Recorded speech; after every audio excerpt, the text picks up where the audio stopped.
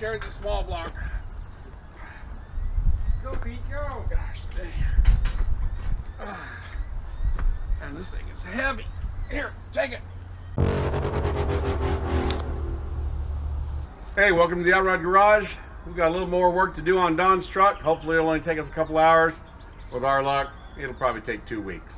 We got some work to do on the 49. We gotta get this little rat rod ready to drop off to Don's house. We might get to a few other things this week, but we'll see. If nothing else, we gotta deliver this thing on Saturday. Tired of looking at it, and we just need to get it done. So, thanks for coming by and checking out what we do. Tommy, take it away. Good morning, everybody. Rat Rod Garage here, and today we're doing cab mounts for that girl right there. Now, cab mounts can get a little weird, but first off, you want to find out how far back you want to go. Whenever you're doing this, always find a common reference point. I went from this edge here to the edge of the control arm because this pin does not move. Don't go by your control arm, always go by a fixed point, right? So it's 15 inches from here to this lip here. Same over here, and then you have to center it, right? Again, common point from here to there, right? I measured from these points here and over here's these, which was 1 1/8 inches. So there's my center there. Once you have that done, then comes the fun fact of making the actual mount. What would MacGyver do? Well, MacGyver would first off find material. What we got here, this is the mount that I've made. This actually goes flush to the original frame. Here's our weld relief because there's a weld in here. And then this right here is the relief for the subframe. So this mount over here is the one that I finished, and it's good. It's always harder to duplicate. That's what we got here. This is our duplicate. This is going to be the passenger mount. And if you look, the front, this span is bigger in the front than in the back.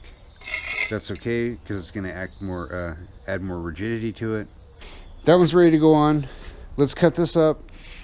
Let's tack them on, and we'll see how bad off we are. Okay.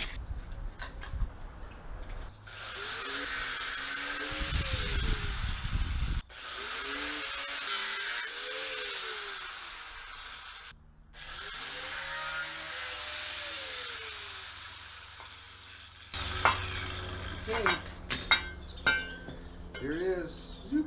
Just like that. Alright, we're committed now. So our mounts are level to the frame. They're good this way. Our bolt centers are the same. Okay. Alright, well, this is the rear cab mount. And it's shaped kind of funny. So I need to just mimic it out of that one. And we'll be ready to weld. These aren't near as involved as the front ones were. Let's go ahead and hack this up and see what we got. Oh, I guess we need power. Power. Take it down.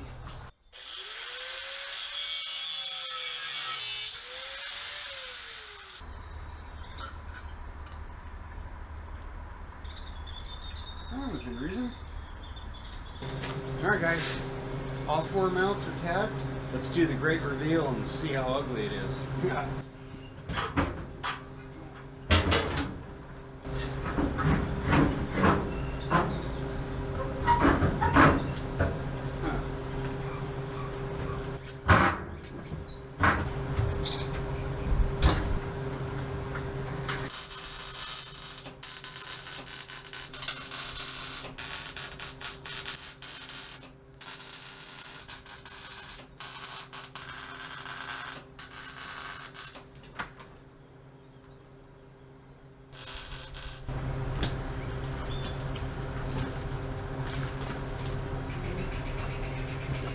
We're out of gas on the welder.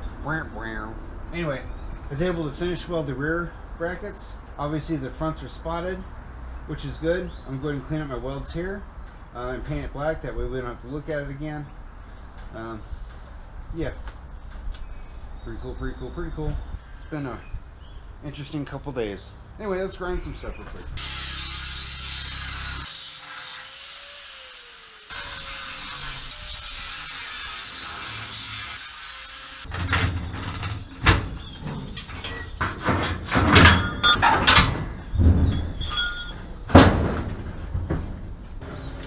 We are back in business. Welder ran out of gasoline. We're gonna go ahead and finish weld this guy here and up front, and then clean it up a little bit. We'll go ahead and do the same on the other side, and then the cab mounts are all done. Yay!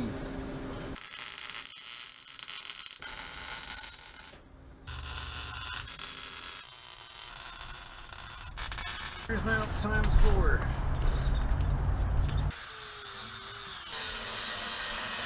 Alright, Pete. Thank you, Senor. We will see you tomorrow. Alrighty. So we have our pinion angle set at 3 degrees. It wants to be 3 to 4 degrees. It's a pretty common number. We're going to go ahead and weld these perches so that this rear end doesn't twist around on anybody. With a little bit more work tomorrow, we'll get still down the road.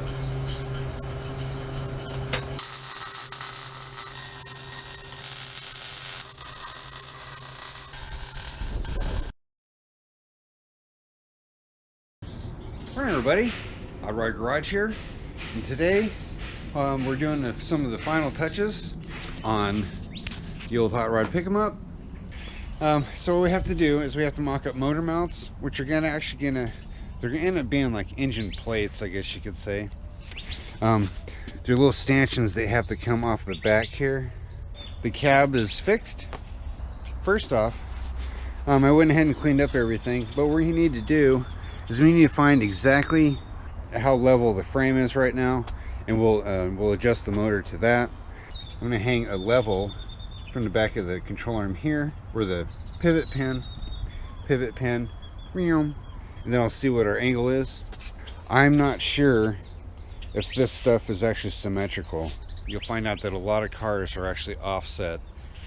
We had established this, I think we had said before that the red Camaro was offset by like 1 inch.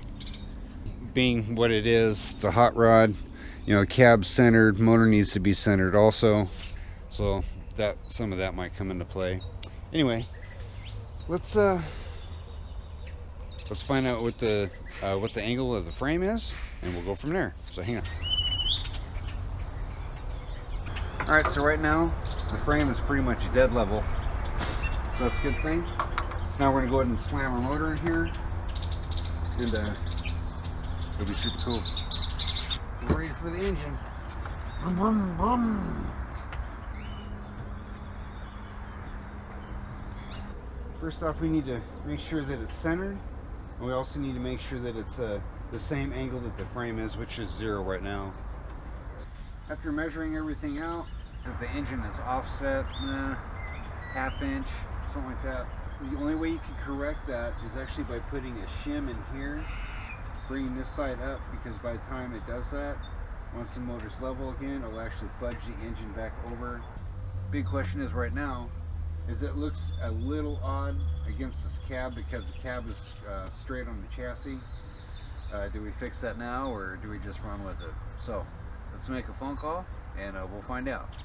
So I had to call in to Pete. I asked him, because the engine's offset to the passenger side ½ inch or so, I asked him if he wanted it centered. He said yes.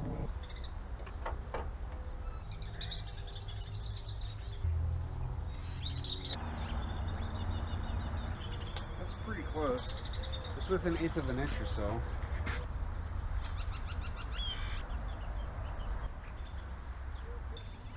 Okay.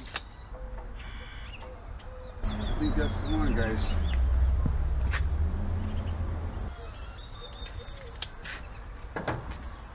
I don't think it's gonna get any better than that. Not without doing some really extensive work. So now the engine's centered, it's level against the subframe. So now we're gonna pull it out. We're gonna drill our initial holes here. This guy's gonna have a different engine plate, but this one we actually need to do a whole 1/8 inch plate in here, and actually we'll probably do 1/4, and then we can kind of shim it a little bit. Because the engine's, man, it's fighting me on that 1/8 of an inch. So I think the crank needs to, I think it needs to go that way just a fudge, just a little bit. Let's go ahead and make a whole plate for that. Punch a hole, make a whole plate for that guy. And we need to just punch a hole here, and then we're going to have to adapt a plate for that. So, let's get doing something here. Alright guys, this is our pattern. Alright, let's go cut ourselves a plate. Dude, that's hot. Alright guys, I'm sorry I didn't film this, but I went ahead and made our plate.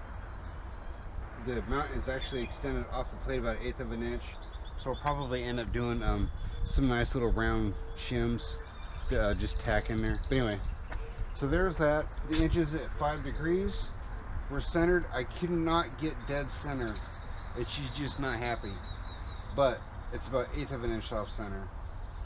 Not enough to where you'd really notice. You would notice a 1/2 inch. That's where it was before. So anyway, we're gonna go ahead and tack this plate here, and once that's tacked, I'll need to make the other plate for this guy here. As I said, things are gonna start getting weird. So this is the driver pad. This is going forward. Here's the bottom holes for the mount. Here's the top hole of the mount. And remember, our mount is actually already in the frame. So I gotta cut this profile out, and this actually lays flat with the girdle. I'm going to cut that, kind of trim this a little bit, and just start whittling away at that and see if I can get it right. So hang on here. Get it right!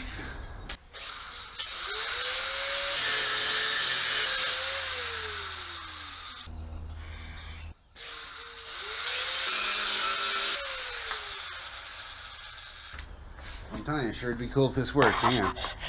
Alright guys, they're in, yay! So here's this is the passenger plate. This is the driver plate right here. Makes me a happy camper. I got no brakes. I don't have a clutch.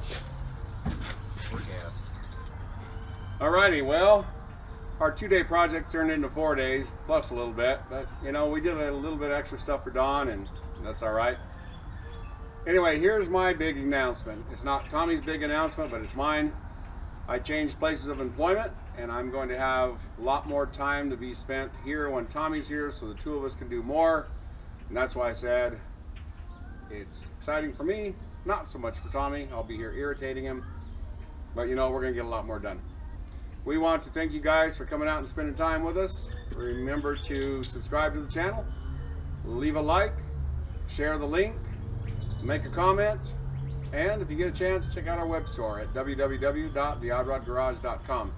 And as always, thanks for watching. That's gonna have to do.